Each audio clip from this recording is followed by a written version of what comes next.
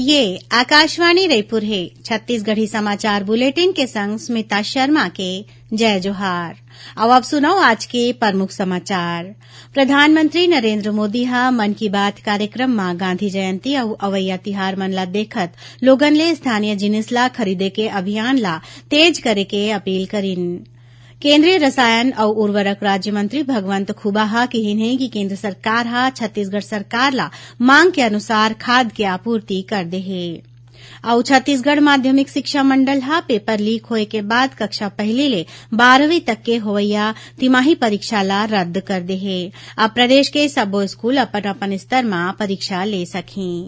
अब समाचार विस्तार ले। प्रधानमंत्री नरेंद्र मोदी हा 2 अक्टूबर के गांधी जयंती और अवैया तिहार मन ला देखत लोगन ले स्थानीय जिनिस ला खरीदे के अभियान ला तेज करे के अपील करिन है। आज आकाशवाणी ले मन की बात कार्यक्रम में श्री मोदी हा ये बात में जोर दिन कि सबला मिलके स्थानीय उत्पाद ला आगू बढ़ाना चाहिए। प्रधानमंत्री हा कहिन कि काली ले 9 दिन के परब शुरू होवत है। भारतीय तिहार मन हा अनुशासन के माध्यम ले सिद्धि प्राप्ति के संदेश देथे। ओमन कहिन कि दशहरा के बाद धनतेरस और देवारी घलो मनाए जाही। तिहार मन संग घलो स्थानीय उत्पाद ला खरीदे के संकल्प जुड़े है। प्रधानमंत्री हा तिहार के दौरान पैकेजिंग बर पॉलिथीन बैग के उपयोग बर निराशा जताइन। प्रधानमंत्री हा टीबी के मरीज मन लोगन के सकारात्मक भावना के तारीफ करिन। ओमन कहिन कि देश ला तपेदिक मुक्त बनाना जन भागीदारी ले संभव है।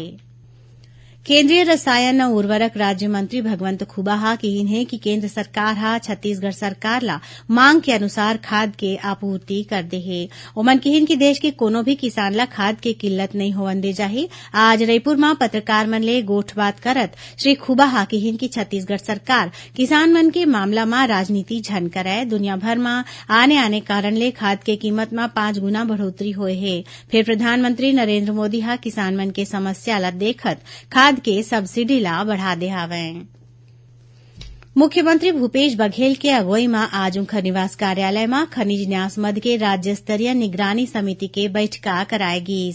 बैठका में मुख्यमंत्री हा डीएमएफ मद ले उच्च और सामान्य प्राथमिकता ला देखत मितव्ययिता पर विशेष ध्यान दे के निर्देश दीन। ओमन कहिन की जिला में होवत मेला में डीएमएफ के राशि के उपयोग नहीं करे जाए। बैठका में डीएमएफ पद के खर्चा के सोशल ऑडिट पर राज्य स्तरीय प्रकोष्ठ घलो बनाएगी। मुख्यमंत्री हा कहिन की खनिज मद के राशि के आवंटन प्रभावित जिला में निर्धारित अनुपात के आधार में करे जाए। एमा नवा 5 जिला बर घलो राशि के आवंटन सुनिश्चित हो जेखर ले विकास काम प्राथमिकता के आधार में पूरा हो सके। श्री बघेल हा कहिन की स्वास्थ्य और शिक्षा ले जुड़े उपकरण के खरीदी बर विभागीय बजट के उपयोग करे जाए। एखर बर डीएमएफ मद के उपयोग झन होवे। मुख्यमंत्री हा अधिकारी मन ले कहिन की गरियाबंद जिला के हीरा खदान में न्यायालय डहार ले लाए गे स्टे ऑर्डर ला वापस ले बर जरूरी कार्रवाई निश्चित करे जाए जेखर ले हीरा खदान ला बने ढंग ले चालू करे जा सके। छत्तीसगढ़ माध्यमिक शिक्षा मंडल हा पेपर लीक होए के बाद कक्षा पहली ले 12वीं तक के होवैया तिमाही परीक्षा ला रद्द कर दे है। अब प्रदेश के सबो स्कूल मन हा अपन अपन स्तर में परीक्षा ले सकी। इस संबंध में जिला शिक्षा अधिकारी मन ला निर्देश जारी कर देगी है। स्कूल शिक्षा विभाग के सचिव डॉक्टर आलोक शुक्ला हा जिला शिक्षा अधिकारी मन ला पत्र जारी करके कहिन है कि लइका मन में शैक्षणिक गुणवत्ता के आकलन बर राज्य सरकार हा सरकारी स्कूल में घलो त्रैमासिक परीक्षा लेके फैसला करे रही। 26 ले 29 सितंबर तक पहली ले 5वीं और 26 ले 1 अक्टूबर तक 6वीं ले 8वीं तक के परीक्षा होना रही। फिर प्रश्न पत्र लीक होए के सेती परीक्षा रद्द कर देगी। अब तिमाही परीक्षा बर पेपर स्कूल स्तर में ही तैयार करे जाही। सबो परीक्षा 10 अक्टूबर तक संपन्न कराना होही। प्रश्न पत्र छपाए के बजाय ब्लैक बोर्ड में लिख के लइका मन ला दे जाही। छत्तीसगढ़ी समाचार बुलेटिन आप मन आकाशवाणी रायपुर ले सुनत हव। छत्तीसगढ़ के खबर ले है आपकी वास्ता और खबर के विश्वसनीयता ले है हमर वास्ता। आकाशवाणी समाचार रायपुर के प्रादेशिक समाचार बुलेटिन के संगे संग हमार समसामयिक कार्यक्रम आप रेडियो के संग अपन मोबाइल में घलो सुन सकत हव। आकाशवाणी समाचार फेसबुक, ट्विटर और यूट्यूब में घलो हावय। हमार फेसबुक पेज हरे Chhattisgarh news on AIR, Twitter handle CGAIR news और हमार यूट्यूब चैनल हरे छत्तीसगढ़ AIR न्यूज। तो अब रेडियो के संगे संग आपके मोबाइल के माध्यम ले हम आप तक पहुंचत हन। छत्तीसगढ़ के हर खबर पर सुनत रहो आकाशवाणी समाचार। अब आगू बाढ़मो बाचे समाचार कोती। एकात्म मानववाद के प्रवर्तक पंडित दीनदयाल उपाध्याय की आज जयंती है। ये मौका में उपराष्ट्रपति जगदीप धनखड़ और प्रधानमंत्री नरेंद्र मोदी हा ओमनला श्रद्धांजलि दीन है। प्रधानमंत्री हा पंडित दीनदयाल उपाध्याय ला महान मानवतावादी चिंतक और भारत के सच्चा सपूत बताइन है। एती छत्तीसगढ़ में घलो पंडित दीनदयाल उपाध्याय के जयंती में कतकुन कार्यक्रम कराए गिस। रायपुर के तेलीबांधा में उनकर प्रतिमा में केंद्रीय उर्वरक और रसायन राज्य मंत्री भगवंत खुबा हा माल्यार्पण करके ओमनला अपन श्रद्धांजलि दीन। ए मौका में ओमन किहिन की देश के अंतिम पायदान में बैठे मनखे मन तक शासन के योजना के फायदा पहुंचाए यही अंत्योदय के सिद्धांत है। भारतीय जनता पार्टी डहाले प्रधानमंत्री नरेंद्र मोदी के जन्म दिवस के मौका में छत्तीसगढ़ संघरा देशभर में सेवा पखवाड़ा मनाए जावत है। यही कड़ी में मुंगेली जिला में भाजपा सांस्कृतिक और एनजीओ प्रकोष्ठ के तत्वावधान में आत्मनिर्भरता ला बढ़ावा देबर वोकल फॉर लोकल कार्यक्रम कराए गिस। ये मौका में बांस शिल्प और माटी कला ले जुड़े लोगन के सम्मान घलो करे गिस। कार्यक्रम में विधायक पुन्नूलाल मोहिले हाकिहिन के स्थानीय उत्पाद ले अपन रोजी रोटी कमाने वाला मन ला बढ़ावा देना है। एकर अलावा भाजपा महिला मोर्चा हा जल संरक्षण पर जागरूकता कार्यक्रम कराइस। सीबीआई हा ऑपरेशन मेघचक्र के सावधानी पूर्वक कार्रवाई में बाल यौन शोषण सामग्री ला डाउनलोड और प्रसारित करेले जुड़े 2 मामला में 21 राज्य और केंद्र शासित प्रदेश में करीबन 59 जगह में तलाशी लीन। एमा छत्तीसगढ़ के राजधानी रायपुर घलो शामिल है। सीबीआई हा इंटरपोल के लइका मन के विरूद्ध अपराध इकाई सिंगापुर ले मिले सूचना के आधार में कार्रवाई करिन है। तलाशी के दौरान 50 ले ज्यादा संदिग्ध मन के मोबाइल लैपटॉप संग्रह दूसर इलेक्ट्रॉनिक उपकरण बरामद करेगी। ये उपकरण के प्रारंभिक जांच में कथित तौर में कतकुन इलेक्ट्रॉनिक उपकरण में बड़ मात्रा में बाल यौन शोषण सामग्री होए के सूचना मिलीस। संदिग्ध मन ले पूछताछ करे जावत है।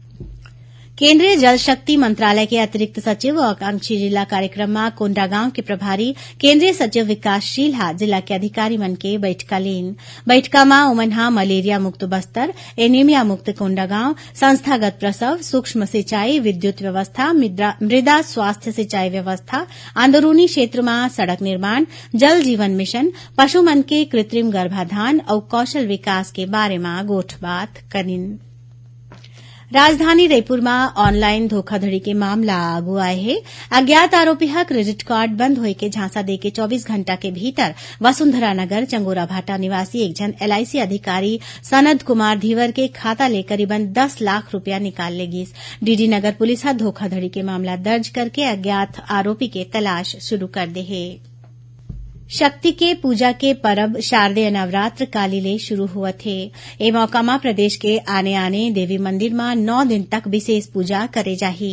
देवी मंदिर और शक्तिपीठ में मनोकामना ज्योति कलश के स्थापना घलो करे जाही। राजधानी रायपुर संग्रह प्रदेश के आने आने देवी मंदिर में सजावट करे जावत थे। कई समिति मंडहाले सार्वजनिक जगह में पंडाल में घलो देवी के स्थापना करे जाही। राजनांदगांव जिला प्रशासन हा डोंगरगढ़ में मां बमलेश्वरी के दर्शन बर पहुंचे भक्त मन ला सब्बो सुविधा देवाही। कलेक्टर डोमन सिंह एखर बर एसडीएम और दूसर अधिकारी मन ला बने व्यवस्था करे के निर्देश दीन है। ओती दंतेवाड़ा के मां दंतेश्वरी, रतनपुर के मां महामाया और शक्ति जिला के मां चंद्रहासनी मंदिर में नवरात्र के सबो तैयारी पूरा कर लेगे है। राज्यपाल अनुसुईया उइके, मुख्यमंत्री भूपेश बघेल और विधानसभा अध्यक्ष डॉक्टर चरणदास महंत प्रदेशवासी मन ला देवी उपासना के परब नवरात्रि के बधाई और शुभकामना दीन है। अपन संदेश में राज्यपाल हा कामना करिन है कि उपासना के परब प्रदेश के सबो नागरिक मन के जीवन में सुख शांति और समृद्धि लाही। आखिर में प्रमुख समाचार एक घाव फिर। प्रधानमंत्री नरेंद्र मोदी हा मन की बात कार्यक्रम में गांधी जयंती और अवैया तिहार मन ला देखत लोगन ले स्थानीय जिनिस ला खरीदे के अभियान ला तेज करे के अपील करिन।